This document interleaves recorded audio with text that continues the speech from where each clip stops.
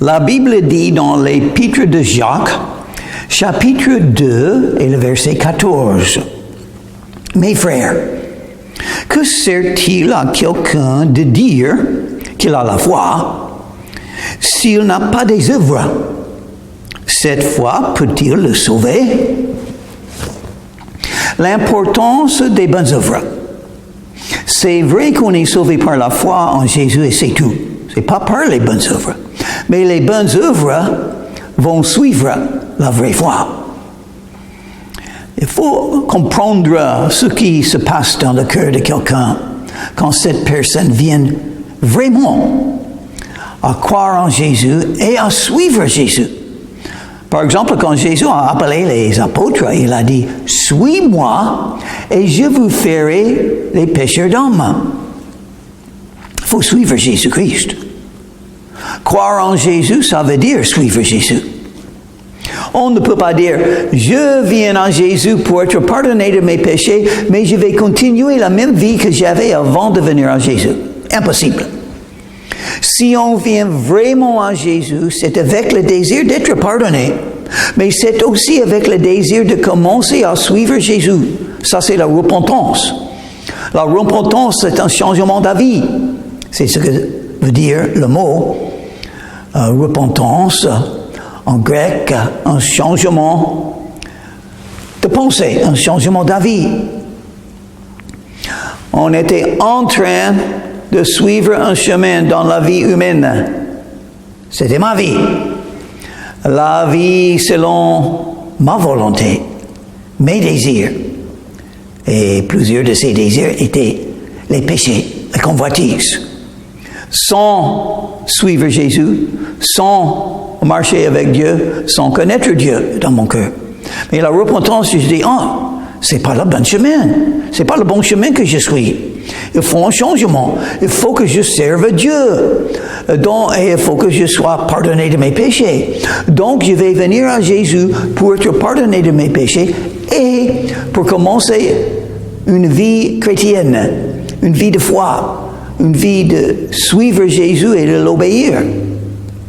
Donc, si on est un vrai croyant, on a la vraie foi en Jésus, on commencera aussi à faire des bonnes œuvres.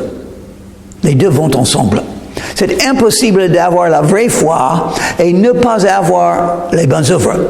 C'est ce que Jacques est en train de dire. Il va expliquer. Le verset 15.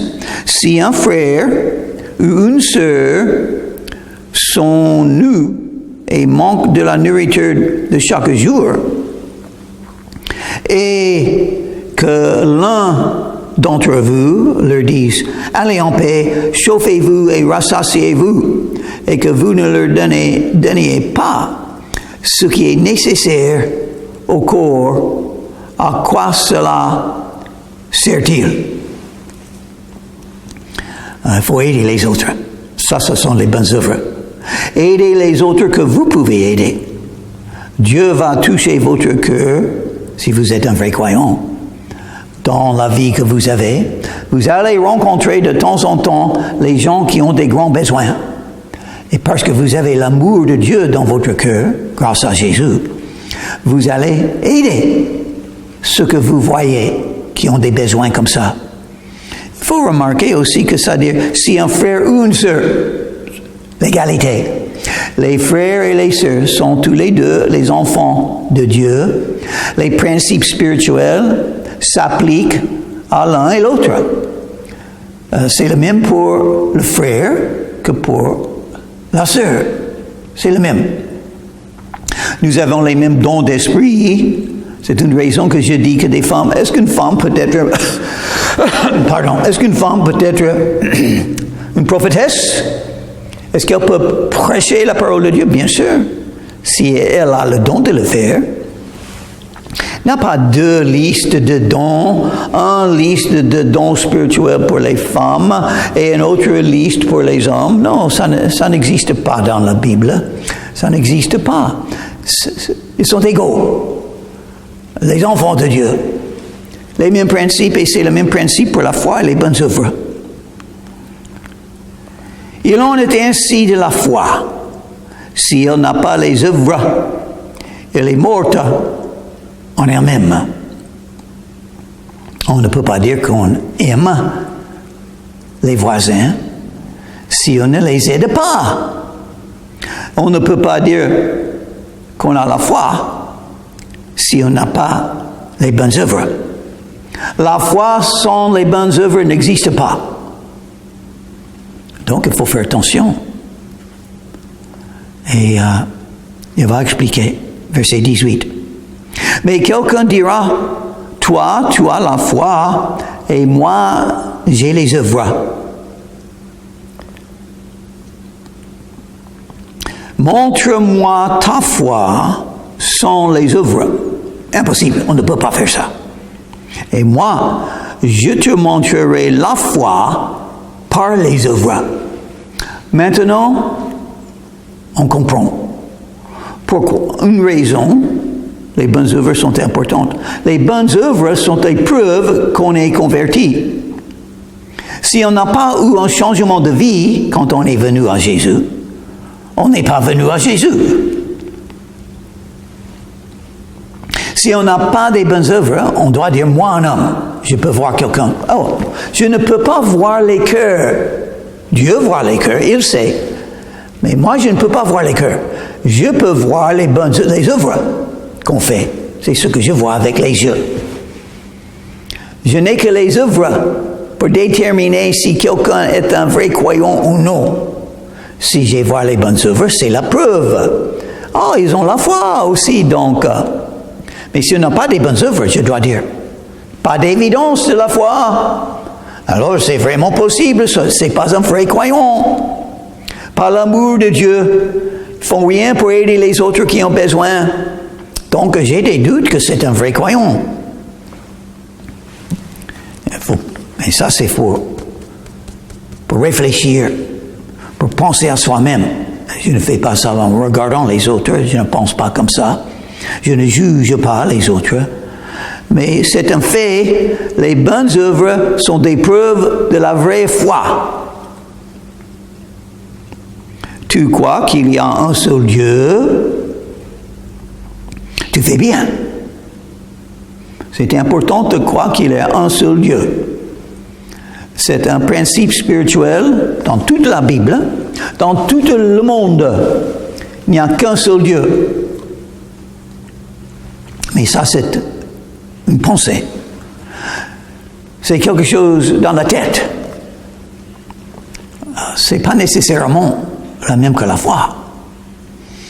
Parce que la foi veut dire quelqu'un qui fait des bonnes œuvres. On peut croire que Dieu existe sans faire les bonnes œuvres. L'évidence, les démons le croient aussi. Et ils tremblent. Les démons, ils croient qu'il y a un seul Dieu. Ils ont vu ce Dieu.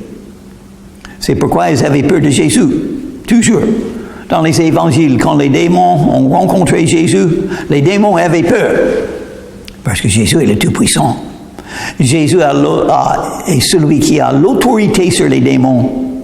C'est Jésus qui jette les démons dehors.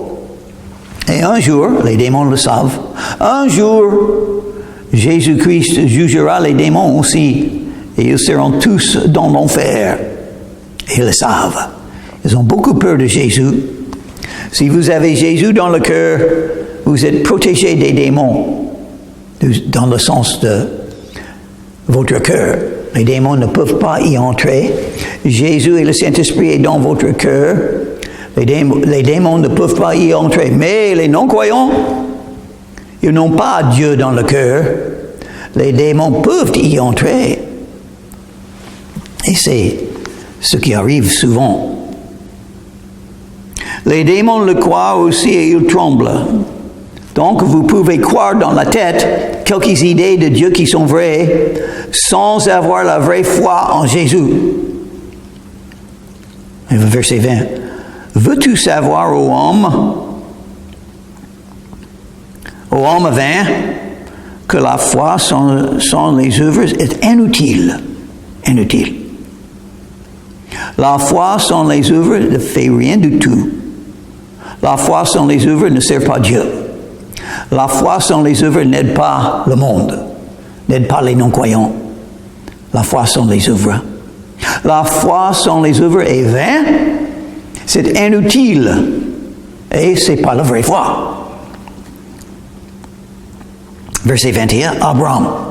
Abraham est le grand exemple de la foi, justifié par la foi.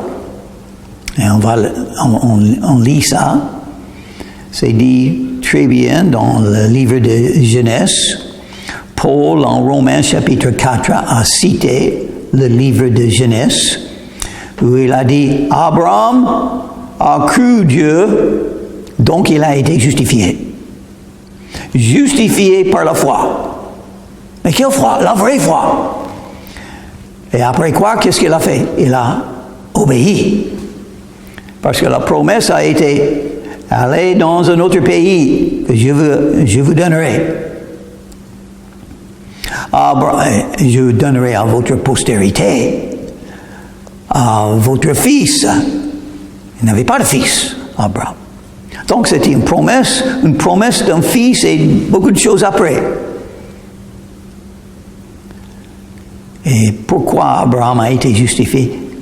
La foi dans la promesse de Dieu. Mais l'obéissance aussi, les bonnes œuvres, il a fait des choses à la suite de sa foi. Il a voyagé. Il a cherché un fils. Il a attendu le jour d'avoir un fils. Il a parlé avec sa femme d'un fils. Il a fait ses propres moyens de pouvoir avoir un fils qui n'ont pas marché. Mais il a fait des bonnes œuvres. Parce qu'il avait la vraie foi.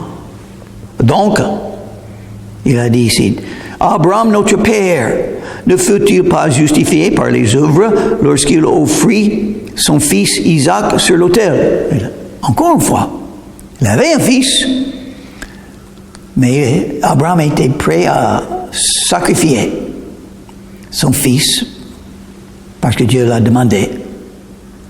L'obéissance d'Abraham. Qu'est-ce que c'est une bonne œuvre? Faire ce que Dieu veut que vous fassiez. Ça, c'est une bonne œuvre. Guidé par la main de Dieu, Dieu va parler à votre cœur. Et il va dire, voici le chemin qu'il faut suivre. Et vous allez suivre si vous avez la vraie foi. Paul a rencontré Jésus, le chemin envers Damas. Qu'est-ce que Paul a dit quand il croyait en Jésus pour la première fois, quand il est devenu un vrai chrétien? Qu'est-ce que Paul a dit? La première chose qui est sortie de sa bouche, Seigneur, que veux-tu que je fasse? L'obéissance liée avec la foi. Toujours, la vraie foi est comme ça. Et verset 22. Tu vois, voilà les mots-clés. Tu vois. Tu vois que la foi agissait avec ses œuvres. Et que par les œuvres, la foi fut rendue parfaite. Tu vois. Je ne peux pas voir les cœurs, Dieu voit les cœurs. Le salut se trouve dans le cœur, mais ça je ne peux pas voir. Il y a les gens comme les démons qui disent qu'ils croient, et ils croient dans la tête seulement, sans la vraie foi. La foi qui amène à l'idée de suivre Jésus.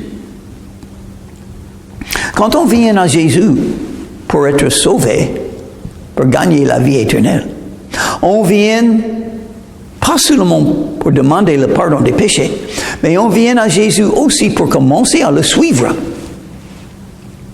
C'est la foi en Jésus qui sauve sans les bonnes œuvres.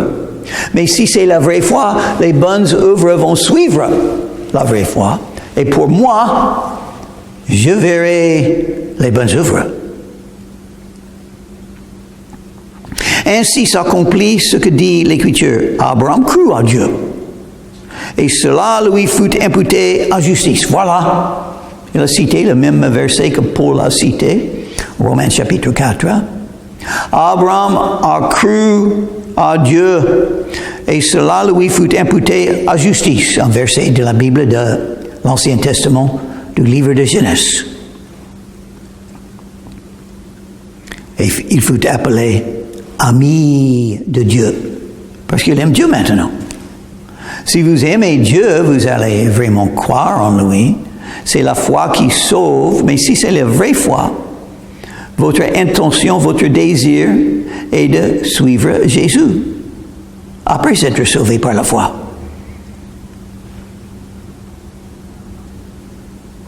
Vous voyez que l'homme est justifié par les œuvres et non par la foi seulement. La vraie foi a des bonnes œuvres qui vont le suivre. La Bible n'a pas dit Abraham a cru Dieu et a fait des bonnes œuvres, donc il a été justifié. La Bible dit Abraham a cru Dieu et donc il a été justifié. Mais la Bible dit aussi après croire, la Bible parle des bonnes œuvres qu'Abraham a fait. Et c'est le même dans votre vie.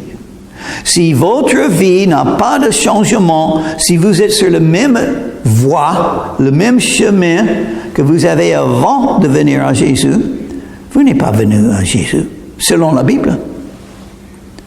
Dieu sait, moi je ne sais pas. Rahab, prostituée, ne fut-elle pas également une prostituée, le même qu'Abraham? Parce que ils étaient tous les deux des pécheurs. Tout le monde a fait des bêtises. Une prostituée n'est pas pire qu'un quelqu'un qui n'est pas prostitué.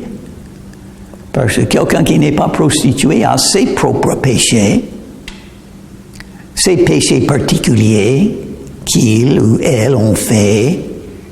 Pas de différence. Abraham, un exemple d'un homme qui a cru en Dieu. Une prostituée, un exemple d'une femme. Qu'est-ce que c'est la différence entre Abraham? Il était fidèle à sa femme, Sarah. La prostituée avait beaucoup d'hommes peut-être, sans doute. Mais dans les yeux de Dieu, ils sont les mêmes.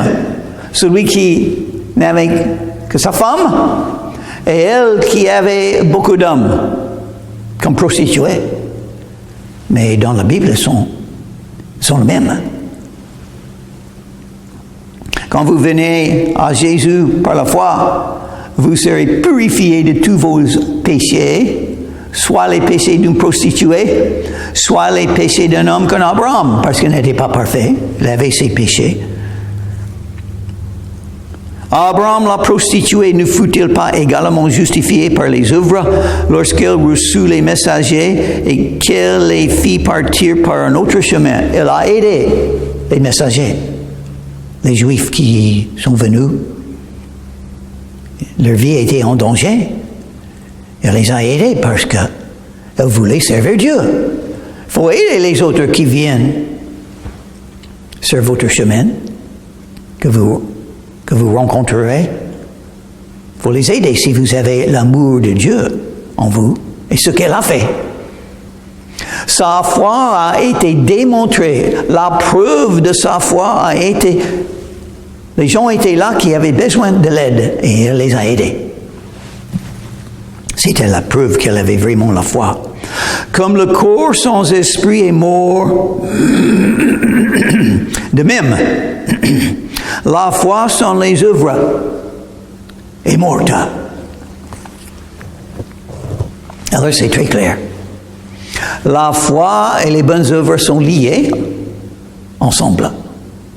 On est sauvé par la foi, mais et par la foi seulement. Ça c'est très clair dans les Écritures. On n'est pas sauvé par les bonnes œuvres.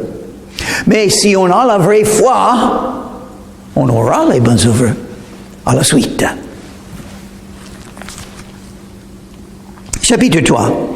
Mes frères, qu'il n'y ait pas parmi vous un grand nombre de personnes qui se mettent à enseigner, car vous savez que nous serons jugés plus sévèrement. C'est lié avec ce que ce qu'on nous a dit dans le verset 19, que tout homme soit prompt à écouter, lent à parler. Qui va enseigner la Bible alors? Ceux qui sont appelés, ceux qui sont préparés, ceux qui ont le don de l'esprit de le faire. Mais si vous n'avez pas le don, si vous n'avez pas l'appel, il ne faut pas le faire. Nous serons jugés plus sévèrement parce qu'on parle. Alors chaque jour, je parle de la parole de Dieu. J'essaie à l'enseigner. Je dois le faire. Je n'ai pas de choix. C'est en moi. Par la grâce de Dieu, le jour que je suis venu à Jésus-Christ, un des changements dans mon cœur, je commençais à aimer la Bible, la parole de Dieu. Mon objectif au commencement, mon désir, apprendre la parole de Dieu. Apprendre. Et Dieu m'a enseigné. Il a vu mon cœur.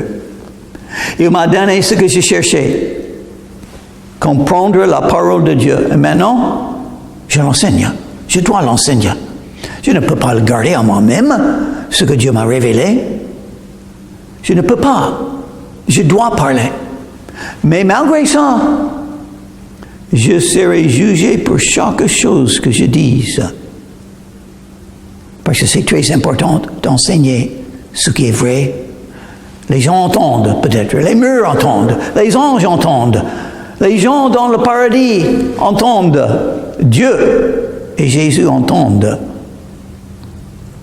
Et je serai jugé si je ne dis pas ce qui est vrai dans tous les cas, pour toutes les doctrines, tous les enseignements de Jésus et de la Bible. La différence entre l'Ancien Testament et le Nouveau Testament. La différence entre la loi et la grâce. Comment être sauvé. Comment suivre Jésus-Christ. Comment combattre la guerre spirituelle. Parce que c'est un combat, la vie de foi.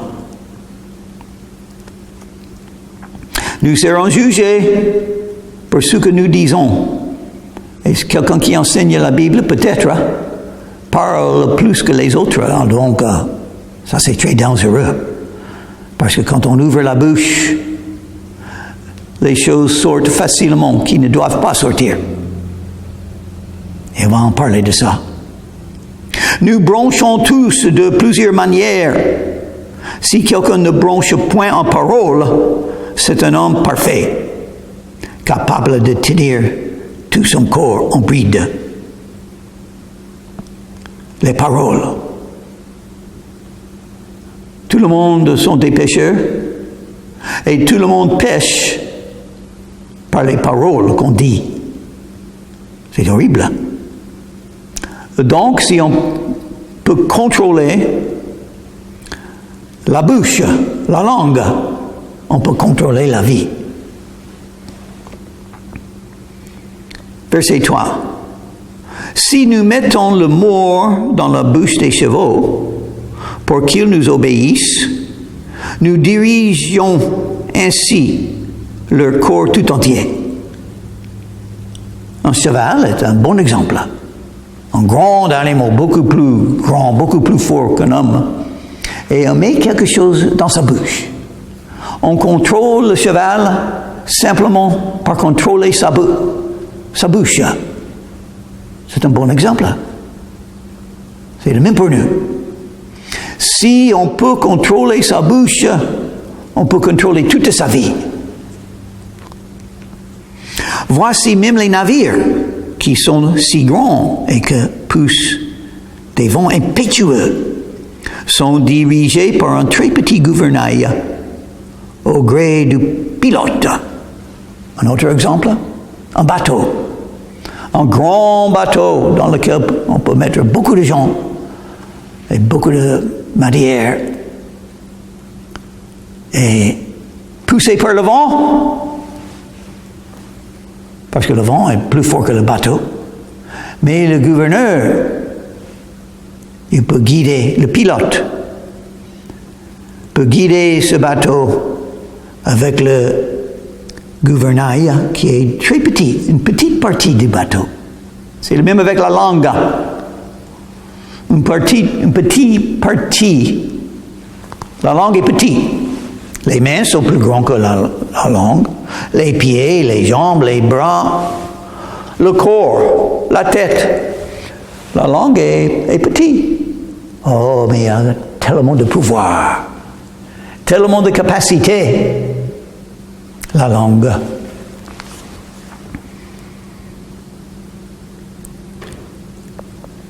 Verset 5. De même, la langue est un petit membre et elle se vante de grandes choses. Voyez comme un petit feu peut embraser une grande forêt. Une forêt en feu. Comment est-ce que ça commence? Avec un petit feu. Un petit feu. Et ça agrandit. Et le vent et le feu détruit beaucoup. Ça commence petit, mais ça grandit beaucoup et très vite. C'est horrible. Et la langue est comme ça. La langue peut dire une petite chose dans l'oreille d'une personne et ça peut croître, grandir et faire tant de mal. Un des péchés que nous faisons. Est-ce que nous sommes tous des pécheurs? Oh oui. Qu'est-ce que c'est la preuve pour ça? Nous avons tous quelque chose dans la bouche. La langue. Et nous allons lire plus la prochaine fois. Peut-être vous avez des péchés et vous n'êtes pas encore pardonné. Peut-être vous n'avez pas la vraie foi en Jésus. Ou vous venez à Jésus pour croire en lui et pour le suivre. Ça, c'est la repentance. Repentez-vous, car le royaume des cieux est proche. C'est ce que Jésus a dit. Et Jean-Baptiste a dit la même chose. Il faut venir à Jésus, croire en lui, et il vous sauvera de vos péchés. Et vous allez pouvoir commencer à suivre Jésus et faire des bonnes œuvres dans votre vie sur la terre. Venez à Jésus quand vous avez un jour où c'est possible. La Bible dit dans Romains chapitre 10 et le verset 13, « Quiconque invoquera le nom du Seigneur sera sauvé. »